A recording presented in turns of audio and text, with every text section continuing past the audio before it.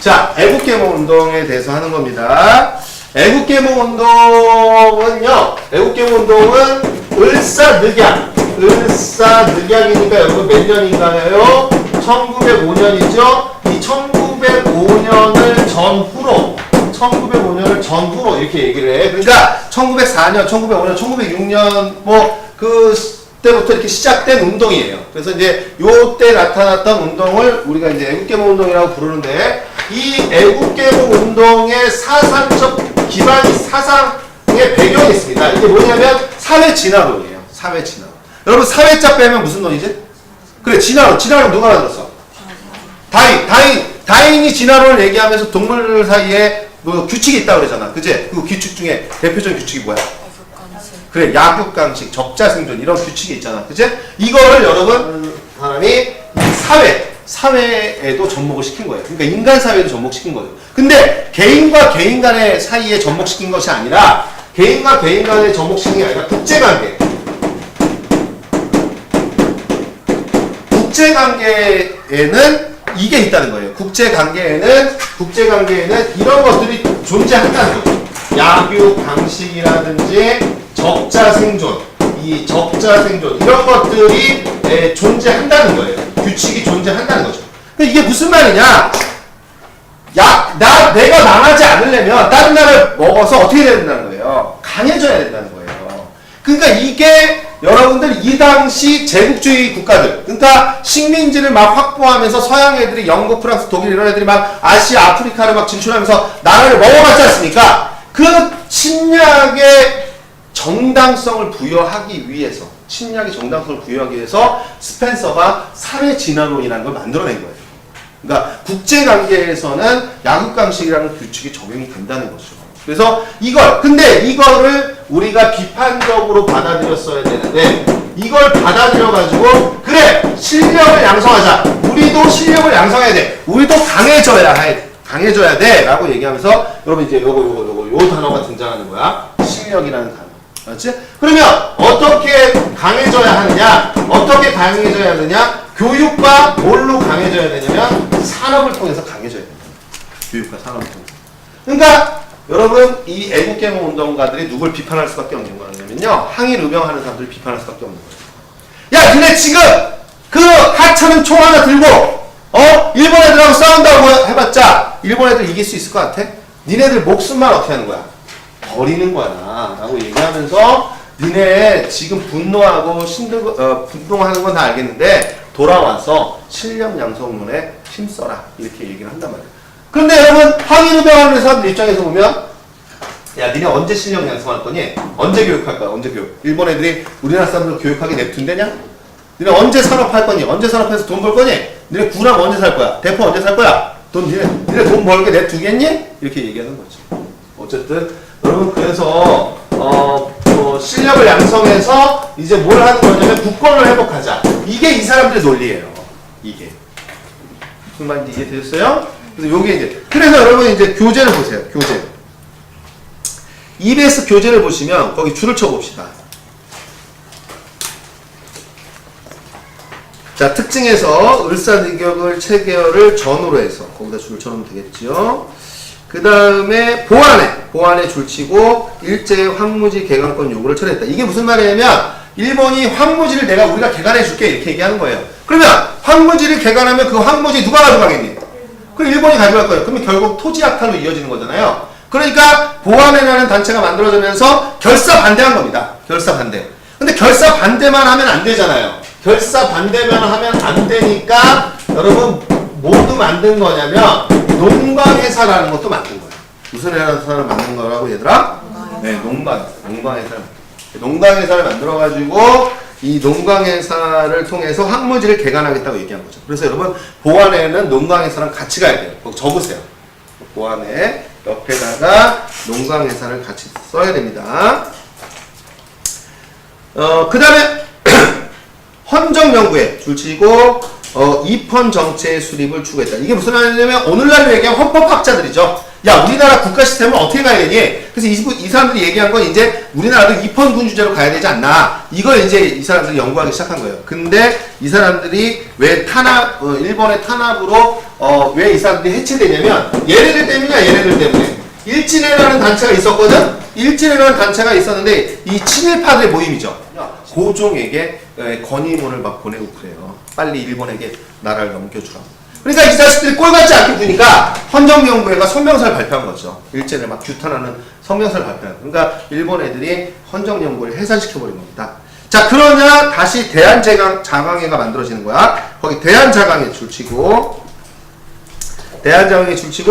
전국에 지회를 설치했다. 그 다음에 월보를 간행했다. 그 다음에 교육과 산업의 육성. 근데 여러분 이제 대한자강회가 또 그럼 왜 해체되느냐? 또 꼴같지 않은 일이 벌어지는 거죠. 뭐가 벌어지는 거예요? 여러분 거기 줄 쳐보세요. 고종의 강제 퇴임. 그래서 고종의 강제 퇴임 반대 운동을 펼치다가 일제 탄압으로 해산이 됩니다. 되셨나요? 근데 여러분 제가 지금 보안에도 안 적어줬고 헌정명부에도 안 적어주고 모두 안 적어줬어요.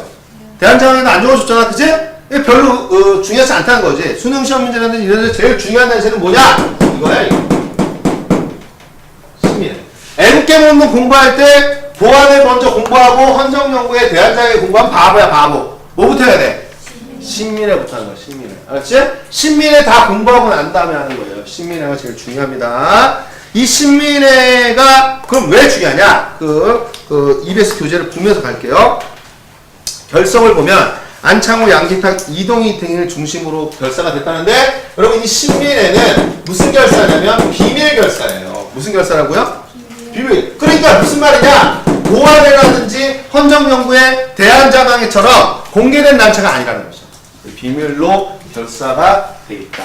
그 다음에 그 밑에 얘들아 목표를 보자. 목표. 그 목표를 보면 국권회복과 공화정체의 근대 국가설을 지향하고 있는데 얘들아 여기서 혁신적이죠. 혁신적.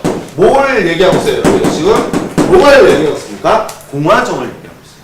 엄청난 의미를 갖고 있는 거야. 헌정연구회까지만 해도 얘들아 입헌군주제를 얘기하면서 왕의 존재를 부인하지 않았잖아. 다 왕 밑에 살았던 사람들이란 말이야. 이 사람들 다 왕 밑에서. 근데 이제 뭐가 없는 나라를 꿈꾸기 시작해 얘들아. 왕이 없는 나라를 꿈꾸는 엄청 혁신적인 거예요. 그러니까 이 사람들이 여러분 우리나라의 리더예요. 이 사람들이 우리나라의 리더고 이 사람들이 독립운동을 했고 이 사람들이 공화정을 추구한다고 했으니까 우리나라도 무슨 정으로 가는 거예요? 공화정으로 가는 거예요. 이제 얘들아 이제 왕이 필요 없는 나라예요. 무슨 말인지 이해되셨어요? 예, 그 다음에 이 사람들이 무슨 운동을 하게 되냐면 마찬가지로 실력 양성 운동을 합니다. 실력 양성 운동. 이 실력 양성 운동을 하는데 이 사람들이 뭘 만들게 되냐면요. 이걸 만들어요. 자, 교육을 해야 되잖아요. 교육해야 되니까 얘들아 대성학교, 오산학교 이런 학교를 만들어. 알았지? 대성학교, 오산학교. 그 다음에 뭘 만들냐면 태극서관이라고 해서 출판사를 만듭니다. 출판사. 교재를 출판해야 되죠. 그리고 여러분은 이순신전이라든지 뭐 강감천전 이런 것들 막 출판하는 거예요. 왜? 애국심과 독립심을 고취시켜야 되니까. 그지? 그 다음에 뭘 만들게 되냐면 자기 회사. 그릇 만드는 회사. 그러니까 얘들아 교육과 산업. 맞지? 애국개몽운동인 거. 맞아 안 맞아? 맞지? 그런데 이것까지 이렇게만 했다면 이 신민회가 중요한 게 아니죠. 그죠? 신민학이 중요한 게 아니고 이것까지 했기 때문에 중요한 거야. 이것까지 했기 때문에. 이게 뭐냐면 얘들아 이 사람들이 뭘 하려고 했어 얘들아. 뭘 하려고 했어? 무장 독립 운동이라는 걸 이 사람들이 하려고 했죠. 무장 독립.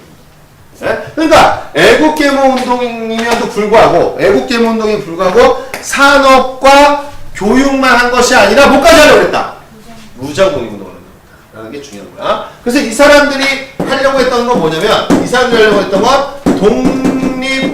독립운동 기지를 뭐 하려고 할 거냐면 독립운동 기지를 건설하려고 했던 거죠. 독립운동 기지. 그러니까 나라가 망한 지 얼마 되지 않았어요. 근데 바로 싸울 수가 없지 않습니까? 그러니까 나라를 찾기가 쉽지 않아요. 나라를 찾기 쉽지 않으니까 어떻게 해야 되겠어요, 여러분? 오랜 기간 우리가 활동을 해야 돼. 그러니까 근거지를 만들어야 되겠죠. 그래서 여러분 그래서 여러분 이 사람들이 어디를 가냐면요 서간도 삼원보라는 지역에 간 거야. 그러니까 이게 무슨 말이냐면 인천 남구로 온 거죠. 인천시 남구. 그래서 서간도 삼원보에 와서 이 서간도 삼원보에다가 뭘 만드냐면 이거 얘들아 제일 중요한 거 이거죠. 신흥무관학교를 만들어. EBS 교재에는 신흥 강습서라고 되어 있는데 이 신흥무관학교가 뭐냐면 여러분 오늘날로 치면 육군사관학교. 그러니까 독립군 무장 독립운동을 지휘할 수 있는 사람들을 어떻게 하겠다는 거죠. 만들어내겠다는 거죠. 그래서 이 신흥무관학교가 만들어졌기 때문에 이 신민회가 상당히 중요한 거예요. 네. 그래서 여러분 이 신흥무관학교가 10년대 국외 독립운동 기지 건설에서 맨날 그 정답으로 나오는 거예요. 이게 그걸 왜 중요하냐? 이 신흥무관학교가 왜 중요하냐? 여러분 10년 동안 이렇게 독립군을 양성해 놨기 때문에 1920년대 끊임없이 무슨 운동이 나오게 되는 거예요. 무장 독립운동이 나오는 거예요. 무장 독립. 결국은 신민회가 해산이 되는데 왜 해산이 되느냐? 105인 사건으로 인해서 뭐가 되냐면 해산이 됩니다. 그 안중근의 사촌 동생이 대나우치 그 초대 총독이거든요. 그 초대 총독을 암살하려고 하는 시도를 하다가 검거가 돼요. 그러니까 일본 애들이 건수죠, 건수. 아, 건수가 잡혔구나. 이렇게 해가지고 그 당시 우리나라에서 독립운동 한다는 사람들은 다 어떻게 한 거예요? 다 잡아들인 겁니다. 싹 잡아들여가지고 어떻게든 그 안중근 사촌 동생하고 엮으려고 했는데 다 잡아들였는데 그 엮어지는 사람들이 몇 명이냐면 105명으로 해서 이 105명만 기소됐다. 이렇게 해가지고 105인 사건이에요.